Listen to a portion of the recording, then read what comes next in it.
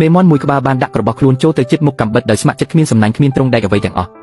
អ្នកសម្លាប់មន់កាន់គ្រាប់ស្រូវបែកបន្តិចបន្តួចនៅដៃឆ្វេងខណៈដៃស្ដាំកាន់កាំបិតដែលបញ្ចេញពន្លឺគួរឲ្យខ្លាចប៉ុន្តែមេមន់មិនបានមើលកាំបិតនោះឡើយភ្នែករបស់វាសម្លឹងតែដៃឆ្វេងដែលកំពុងក្តាប់គ្រាប់ស្រូវប៉ុណ្ណោះអ្នកសម្លាប់ដើរថយក្រោយមួយជំហានមេមន់ក៏ដើរទៅមុខមួយជំហានពេលអ្នកសម្លាប់បង្វិលលោកដីធ្វើឲ្យគ្រាប់ស្រូវពីរបីគ្រាប់ធ្លាក់ចុះលើដីមេមន់ក៏អន់ក្បាលចុះភ្លាមចឹកស៊ីនឹងលេបយ៉ាងរីករាយក្រោយពេលស៊ីអស់វាលើកក្បាលឡើងវាបានស្គាល់រសជាតិភាពផ្អែមល្ហែមនៃរង្វាន់ហើយចង់បានថែមទៀតអ្នកសម្លាប់បែកខ្នងដើរចូលផ្ទះបាយមេមន់ក៏លើកជើងដើរតាមឆ្លងកាត់មាត់ទ្វារទោះបីជាឃើញឈាមនៅមាត់ទ្វារក៏វាមិនចាប់អារម្មណ៍ដែរដើម្បីបានស៊ីគ្រាប់ស្រូវស៊ីបន្តិចទៀតវាថែមទាំងលោតឡើងលើជ្រុញកាប់សាច់ដែលពោពេញដោយស្នាមកាំបិតខណៈវាកំពុងអន់ក្បាលស្វែងរកគ្រាប់ស្រូវកាំបិតក៏ធ្លាក់ចុះមកចំករបស់វារហូតដល់វាដាច់ខ្យល់ស្លាប់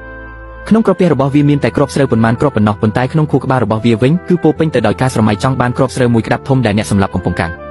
វាមិនត្រឹមតែស្លាប់ដោយសារភាពឃ្លានទេប៉ុន្តែស្លាប់ដោយសារការរំពឹងទុកផងដែរអ្នកដេញមន់វាច្បាស់ជារត់គេចបើនៅក្នុងដៃអ្នកគ្មានស្រូវវាក៏មិនសម្លឹងមកអ្នកដែរប៉ុន្តែបើអ្នកចិញ្ចឹមវាឲ្យឆ្អែតតាំងពីដំបូងវាស៊ីរួចហើយក៏បែកខ្នងចេញទៅពងនៅក្នុងទីធ្លារបស់អ្នកដទៃ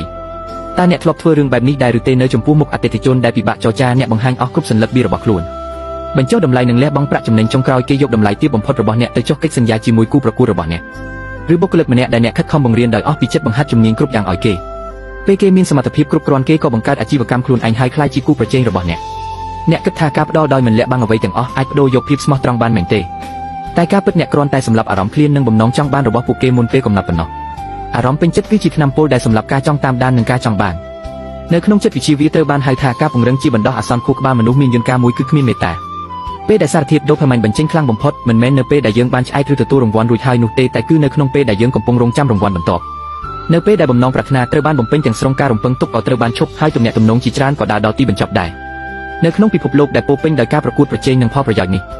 កុំចុះថោកខ្លួនឯងទៅដេញតាមអ្នកដទៃចូលប្រើបំណងប្រាថ្នាជាខ្សែទីងនិងប្រើភាពឃ្លានជាដើមទុន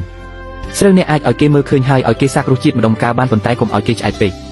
រក្សាគម្លាតរក្សាភាពឃ្លាននៅពេលស្រូវនៅក្នុងដៃអ្នកហើយអ្នកក្តាប់វាជាប់នោះអ្នកគឺជាអ្នកកាន់អំណាចនៅក្នុងល្បែងនេះ